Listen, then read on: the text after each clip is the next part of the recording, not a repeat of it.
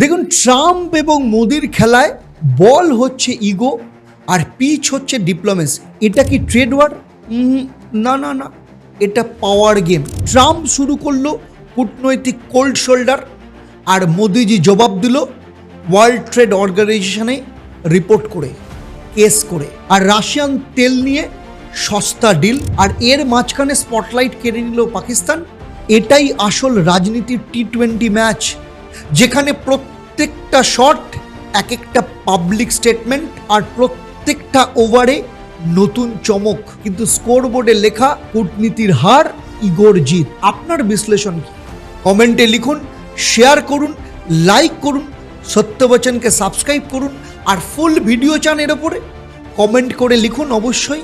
আমি নিয়ে আসবো আনকাট এক্সপোজ, পর্দার পেছনে আসল গল্প, যেটা নিয়ে এখনো পর্যন্ত আলোচনাই হয়নি।